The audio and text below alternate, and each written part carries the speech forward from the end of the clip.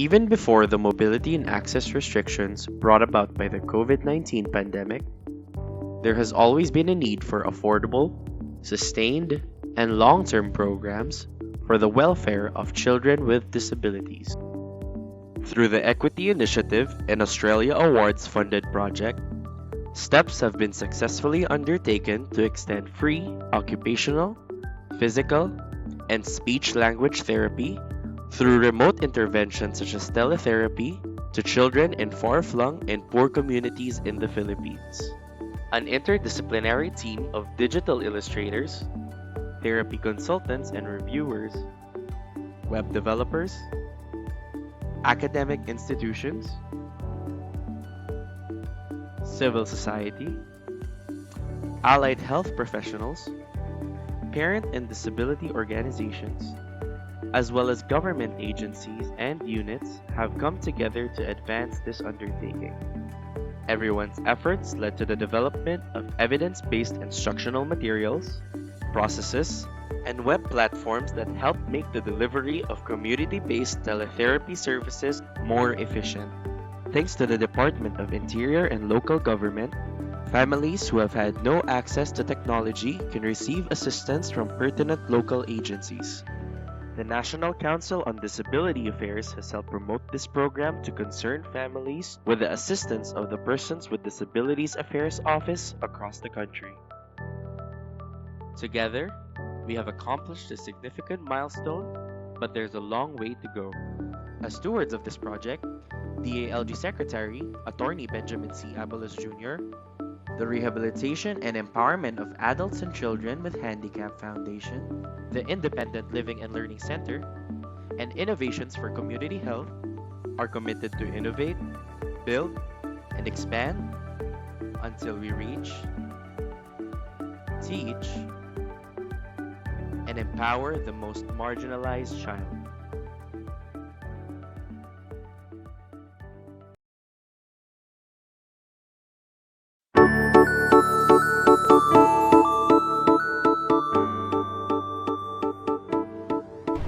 Sa Pilipinas, approximately 10 million have disabilities, pero mahigit kumulang 1,400 lang ang occupational therapists, 300 speech pathologists at 54 developmental pediatricians ang nagpa-practice sa bansa. Ito ang dahilan kung bakit napakamahal ang mga services para sa mga PWDs or persons with disabilities. Panoorin natin kung ano ang ginawa ng Project Teach. Noong 2007, nagkaroon ako ng pagkakataon as the president of the REACH Foundation to meet with Mandaluyong City. And we had a meeting of minds. Nakita namin yung urgency na tulungan yung mga kabataang may kapansanan considering the prevalence of developmental conditions, the extremely high cost of therapy and related services, at pati na rin yung lack of professionals na available to take care of them. So we decided to come up with a community-based program that would offer these services for free to children, especially from poor families, directly in their communities. Ang programa ay tinawag nilang TEACH, Therapy, Education, and Assimilation of Children with Handicap. Project Teach is a collaboration between the Rehabilitation and Empowerment of Adults and Children with Handicap Foundation and Mandaluyong City. It is a joint project that we have conceptualized, implemented, and that we continuously evaluate along with all our partner stakeholders from both the private and public sector. Ang kadalasang condition ng mga batang tinutulungan namin ay yung may tinatawag na developmental conditions katulad ng autism, Down syndrome, cerebral palsy, intellectual disabilities, learning disabilities, ADHD, at iba pang mga congenital conditions. Ito ang mga programs at services na saklaw ng TEACH program. Therapy services, SPED tutorial, daycare services, school programs, vocational skills training, medical and dental treatment, work training program, work placement, cultural and leisure program, counseling. After evaluating the needs, the Mandaluyong government created the Mandaluyong Center for Alternative Rehabilitation and Educational Services. Nagkaroon na din ng Memorandum of Agreement with the proponents and stakeholders na ang Project Teach ay maging permanenteng programa na ng Mandaluyong City.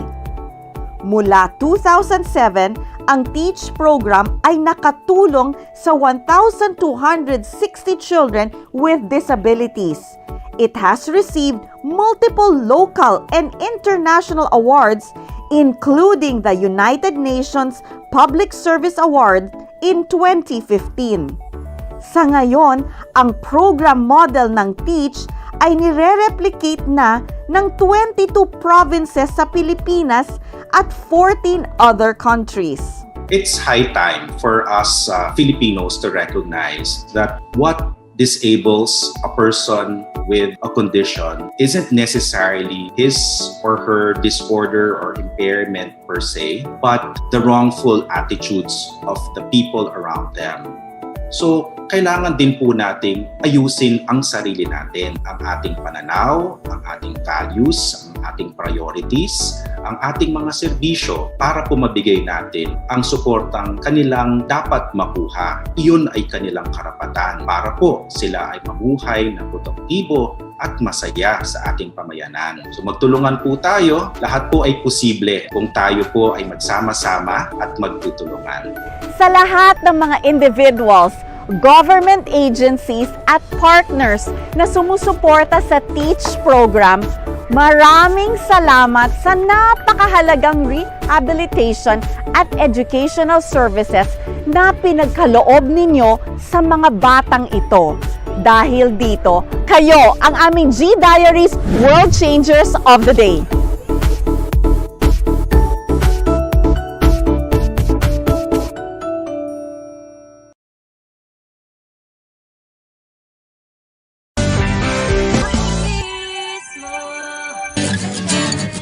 Sila yung mga mga tinuturuan ni Sir Archie. Isa lamang ito sa mga pinagkakaabalahan ng mga estudyante ng Reach Foundation dito sa Mandaluyong City. Ito ay isang eskwelahan para sa mga espesyal na bata gaya ng 4 na taong gulang na si Bea. Meron po siyang sakit na cerebral palsy. May problema po siya sa motor skills, sa paggalaw. Kagaya po niya, hindi niya, yung kamay niya parang nag-a-up, tapos naninigas yung mga muscle tone niya. Sobrang hirap. Kasi hindi mo siya pwedeng iwan. Yung mga pa-examine niya, CT scan, magkano CT scan.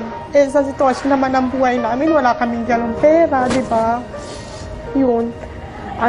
Kailangan pag may ganito kang anak, makapal ang mukha mo. Kasi pag hindi makapal ang mukha mo, wala. Hindi mo siya mapapagamot, hindi mo siya mapapatherapy. Iba't iba ang kaso ng mental disability ng mga mag-aaral dito. Ang iba ay may autism o kaya'y Down syndrome. Pero anuman ang kanilang kondisyon, kapwa naman walang lunas sa mga ito. Pawang therapy lamang ang makakapagpagaan sa kanilang sitwasyon. Sobra-sobra laking tulong. Kasi pag hindi naman namin kayang bayaran ng pag-therapy ng private na magkanin pa-private ng therapy. Mura na yung 500 isang oras sa private. Ito, libre. Taong 2005 nang simulan ng organisasyon ng kanilang proyekto, ang magbigay ng pagkakataon sa mga taong may mental disability sa pamamagitan ng Project Teach o ang Therapy, Education and Assimilation of Children with Handicaps.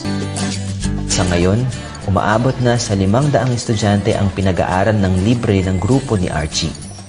Marami pa mga bata ang matutulungan natin. Hindi lang dito sa Mandaluyong, hindi tayo magtataka kung pati sa iba't ibang sulok ng Pilipinas, no, ay makaabot na rin ng Project Teach.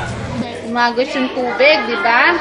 Next. Sa ilalim ng Project Teach, natuturuan sa pamamagitan ng SPED tutorial ang mga bata ng simpleng pagsulat, pagbasa at pagbilang. Ano yung nadumihan? Yung apakan yung May speech therapy rin para sa mas maayos na komunikasyon. Sunod. Ito, ang ginagawa ng babae. Mukha. Mahalagang parte rin ng programa ang paghubog sa kanilang pagkatao sa pamamagitan ng values education. Nakita nila ngayon with proper support pala, no, the special children can also excel, no? They can also contribute. Bahagi rin kasi ng programa ng Project Teach ang mga home care therapy para sa mga batang hindi na kayang madala ng kanilang mga magulang sa center. Dito namin nakilala ang 9 na taong gulang na si Leia na may cerebral palsy. Nag-umpisa ang therapy niya 1 taon pa lang siya. Dinadala yan sa center ni Mami. Kaya lang nitong bandang huli na, nahihirapan na si Mami dalhin kasi malaki na siya. Ang hirap po, napapaliguan mo, susubuan mo, papalitan mo ng pampers. Ang hirap po ng alagay nito. Malaki ang pasasalamat ng mga magulang ni Leia dahil sa loob ng ilang taong therapy, nagkaroon na ng mga pagbabago sa bata, bagay na ituturing niyang milagro. Malaking tulong sa akin para makaano sa anak ko to. Kasi hindi ko rin kaya, kapit ako rin eh. Marunong na siya ng sariling tumayo ng ulo, unti-unti. Tapos nag-aalis siya ng iikot-ikot ng pit na. Kaya nga, natutuwa na po ako doon. Sa mga sumunod na tahanan naman, nasaksihan pa namin ang mga paraan ng pagtulong na naiaabot ng Reach Foundation. Gaya ng pangangalaga sa pisikal na kalusugan ni Ben Mark, 17 anyos. Relax lang, relax. Siya marunong magbihis. Sa akin lahat. Kaya lang, yung isip niya, nakakatanda siya ng pangalan ng tao. Hindi ko tumuloy. O kaya'y pakikipag-awitan kasama si Marie Chris. Nasaan si Marie Chris? Nandito, nandito. Kumusta ka ngayon? Kumusta ka ngayon? Mabutit masaya, mabutit masaya. At higit sa lahat, natututo rin ang mga magulang sa pangangalaga ng kanilang mga espesyal na anak. Kaya ang iba sa kanila, naging volunteer na rin para sa organisasyon. Hopefully, yung efforts natin, hindi lang siya makapapakinabangan dito sa atin, sa Philippines. We would like to participate sa global advocacy talaga, no, to promote yung optimum level of independence, integration, no, and quality of life of PWDs.